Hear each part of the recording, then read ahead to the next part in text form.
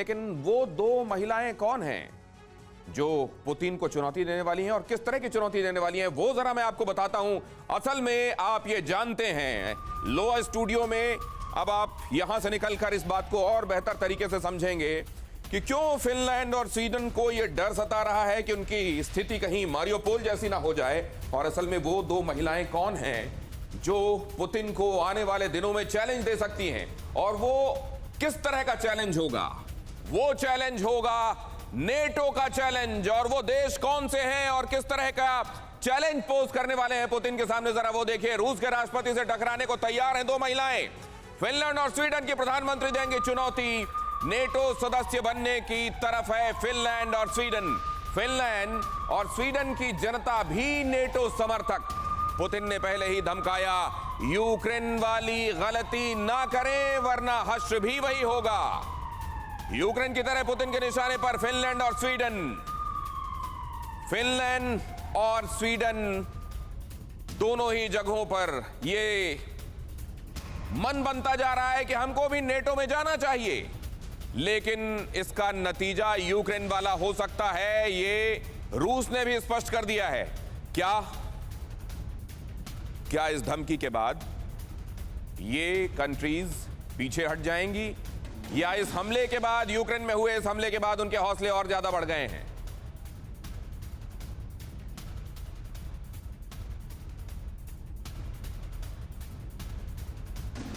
तो इस समय जो ये दो महिलाएं आपको स्क्रीन पर नजर आ रही हैं, फिनलैंड और स्वीडन की प्राइम मिनिस्टर्स, वो पुतिन के सामने अब चैलेंज बनकर खड़े होंगी। और चैलेंज इस बात का कि क्या ये दोनों देश भी जो नॉन नेटो कंट्रीज हैं अब नेटो कंट्रीज हो जाएंगी।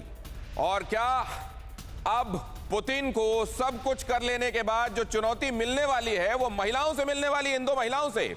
पुतिन का प्लान नेक्स्ट क्या है?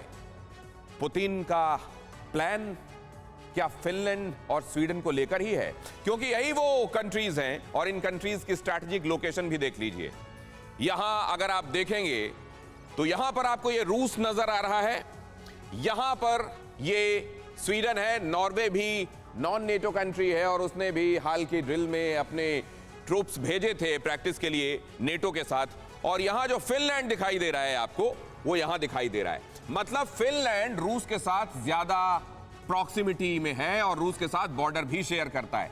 और अगर फिनलैंड और स्वीडन अब नेटो में शामिल हो जाते हैं तो यूक्रेन की तरफ से जिस तरह का चैलेंज अपनी तरफ आते हुए देख रहा था रशिया, वैसा ही चैलेंज इन कंट्रीज की तरफ से आता हुआ दिखाई देगा। तो फिर क्या हर एक वो चैलेंज नेटो की तरफ से आता हुआ इन कंट्रीज के जरिए होगा? हर उस कंट्री को पहले रौंदेगा क्या रूस? जैसा यूक्रेन के साथ हुआ वैसा आगे होने वाला है क्या? ऐसा इसलिए क्योंकि इन देशों में जो जनता है वो यूक्रेन की जनता के तौर पर ही सोच रही है। जरा देखिए क्या हुआ। यहां पर एक सर्वे कराया गया।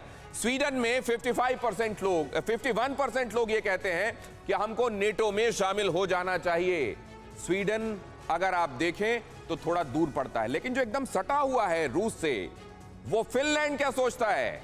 फिनलैंड में तो 53% लोग ये कह रहे हैं कि हाँ, हमको नेटो में शामिल हो जाना चाहिए बगैर देर किए, क्योंकि थ्रेट परसेप्शन बहुत हाई हो गया है रूस की तरफ से।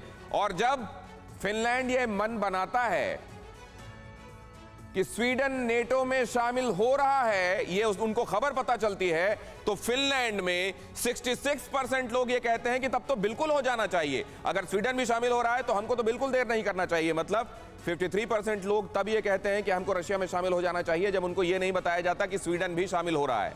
और जैसे ही लोगों को यह पता चलता है कि स्वीडन भी शामिल हो रहा है, उसने भी मन बना लिया है, तो वो कहते हैं और ज्यादा बढ़कर वो 53 से 66% हो जाते हैं और कहते हैं हमको तो बिल्कुल शामिल हो जाना चाहिए नेटो में।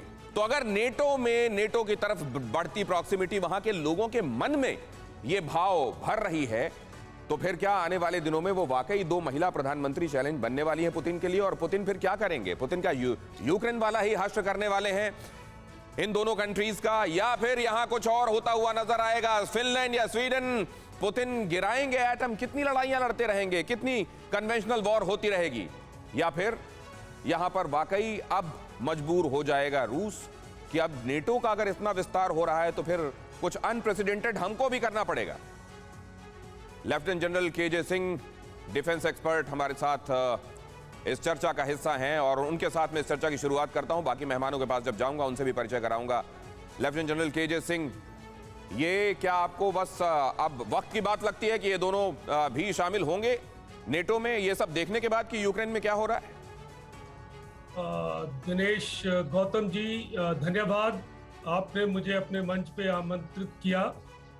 जो आप कह रहे हैं वो गहरी चिंता का विषय है।